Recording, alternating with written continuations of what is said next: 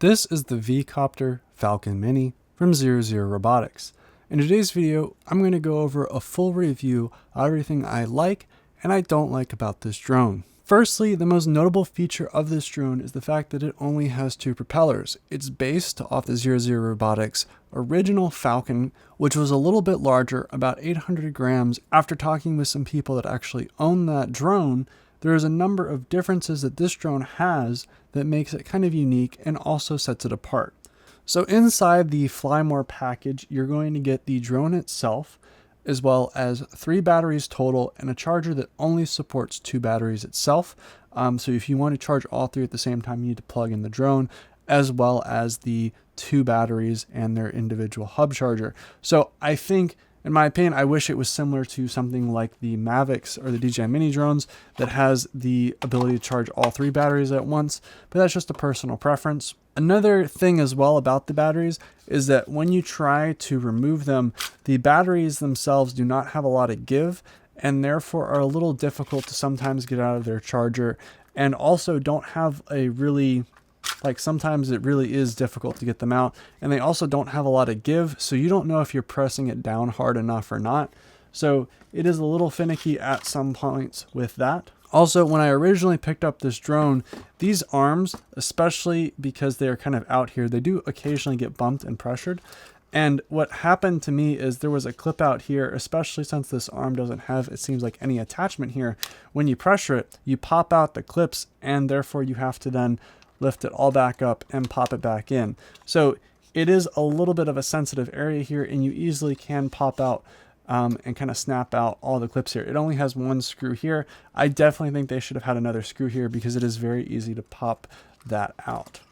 The RC itself is very similar to the original Falcon RC. It is smaller.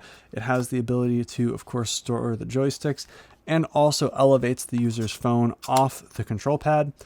It is a pretty simple controller, however, it works fine. I think, in my opinion, I still do slightly prefer the DJI ones. However, I do like the fact that it's elevated. It's not as ergonomic, and it does feel a little bit cheap, but overall, it's perfectly fine for what you're using it for. Picture quality on this drone was originally advertised at 20 megapixels. However, I've only gotten it to take pictures at 12. Also, in my opinion, the picture quality is not ideal.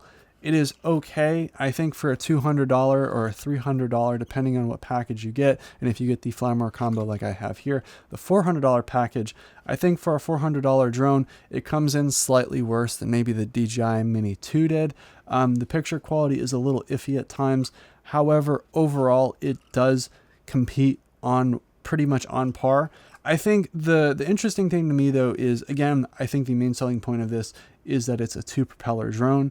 And if you wanted something that was 4 propellers, then you'd get something that's 4 propellers. You're really getting this drone because you think that technology itself is cool, because there are a lot of other options that are very similarly priced, very similarly spec'd in terms of camera. So the main point I would say is you're really looking for a unique statement. Now, in terms of video quality, it is also on par with the Mini 2 kind of drones and your average run-of-the-mill 250 gram drone. So whether or not you're talking about potensics or you're talking about a DJI Mini 2, maybe Mini 4K, something like that, it's on par in terms of video quality. So not ideal, but also keeping in mind the context and price range. I did encounter a couple issues with we'll talk about flight characteristics next, because that's an important context when you're talking about a 2-propeller drone. And there were some issues with that, but also I did encounter, so originally when I got this drone from Zero Zero Robotics, they provided it for this review, I had a very weird issue where the compass had struggled to calibrate or was not working properly. And so the drone would drift as it would move. I do still have a little bit of that, but it has somewhat resolved itself with the second drone that they sent, but it does drift a little bit. So when I received the second drone, which did solve the drifting issue, the camera gimbal is now vibrating as if it's not balanced.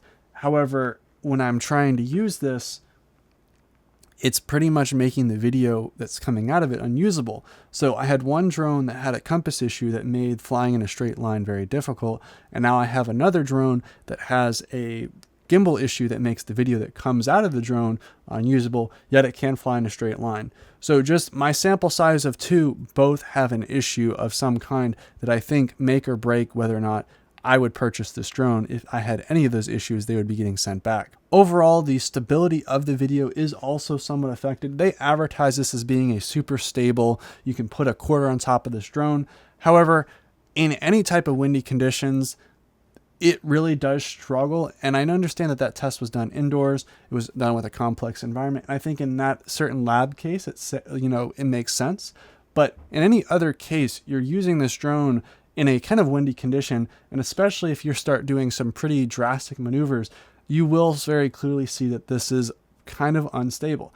I don't know if it's as unstable as a 4-propeller drone. I think it's probably just slightly worse. However, you are making a sacrifice even on stability, especially on a smaller drone that does get blown around in the wind a lot. This was much more practical when this was a larger platform. When this was the original one with the 2 propellers, it was a lot more stable. But since this is so little weight, it also does make the stability, and it does blow around a lot. Whether or not that's seen in trying to fly in a straight line, you'll look at some of the videos that I have of just trying to fly in a straight line, and you'll see very quickly how much the wind starts to move this drone, at least in my testing. Okay, now let's talk about some of the flight characteristics. So the reverse flight, I do want to say, is also leaning into the fact of this is kind of a gimmick. And I don't mean that in like, there is really no practical way that you're going to be choosing to fly upside down. The reason why you'd fly upside down is you're trying to show friends, you're trying to do something cool, which does lead into the fact that this is a 2-propeller drone. Like, that is the selling point, is it's cool. So adding in a upside down flying mode is also cool. However, I don't necessarily, there's not a lot of practicality to it, and it's very inconvenient to have to manually take off and land by catching it. It is a little difficult, and I personally think that it's not for everybody. Then you have to remove all the propellers, you have to set up, change the setup. It is somewhat impractical for the average person.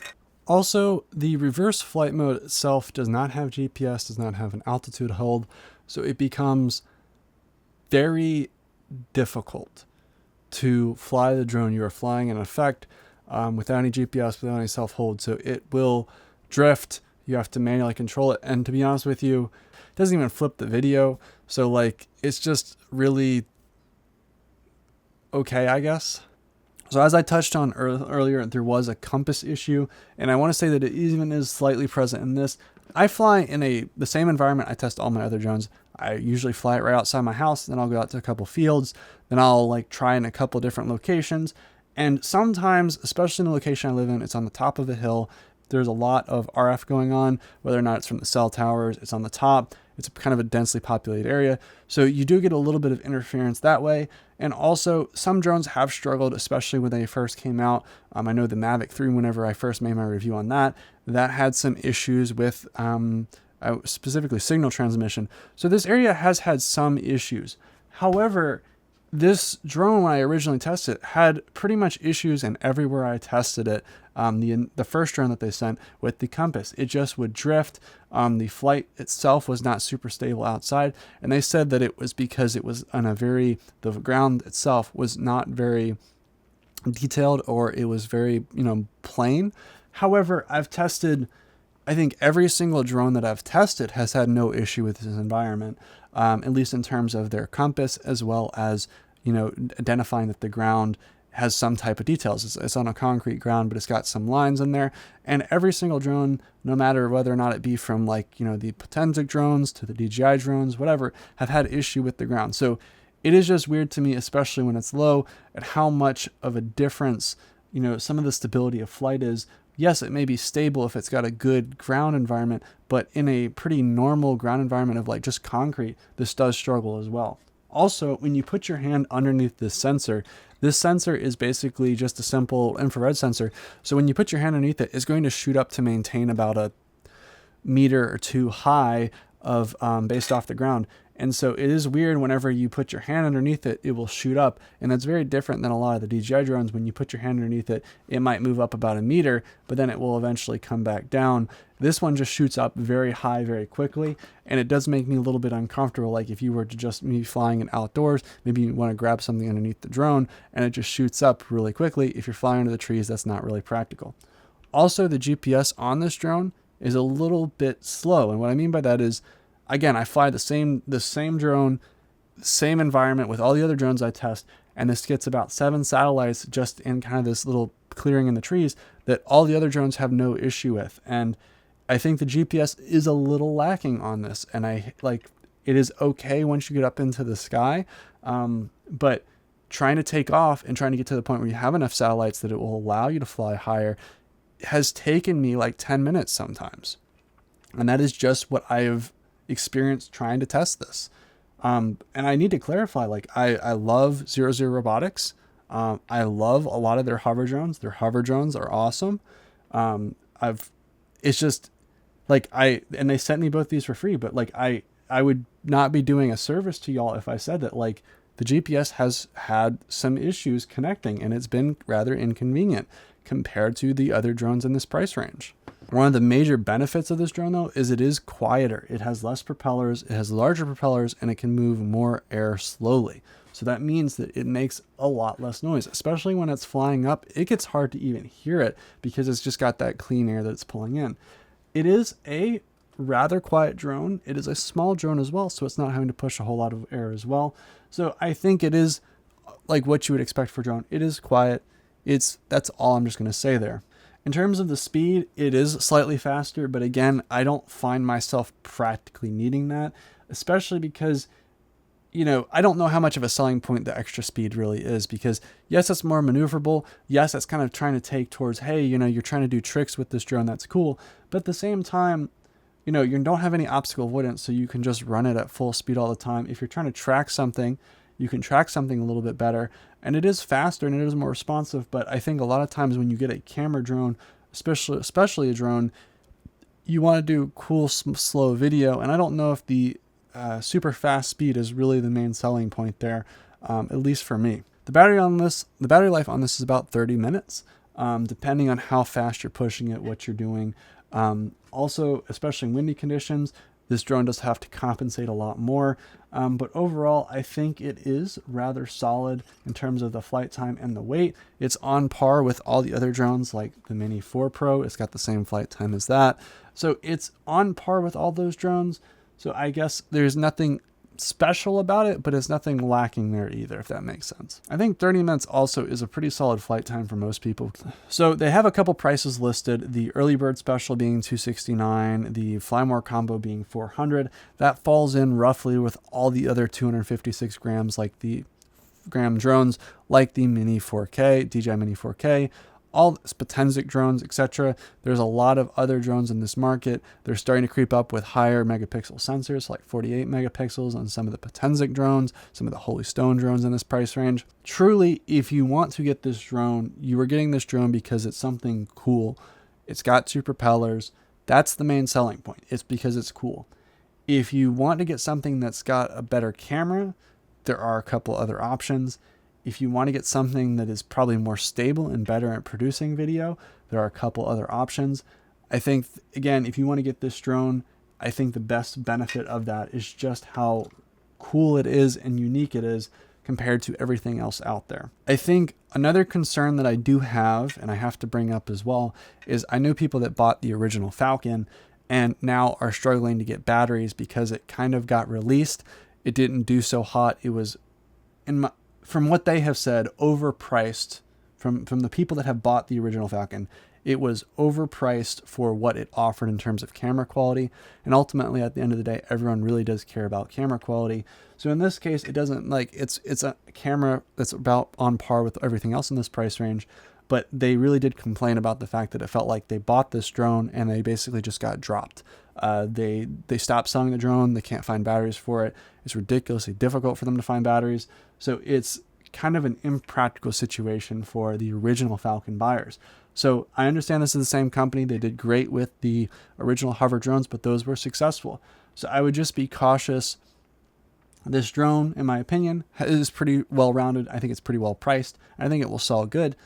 But for those that didn't, for their prior products, they did feel like they got the bag dropped on them. So I think overall, that is my review of the Falcon Mini. It is a really unique drone, and I respect the drive and the push forward for innovation. I just think that there are a couple issues that I've at least encountered that I feel like it would be a disservice not to share with you. So thank you very much for watching, and see you soon.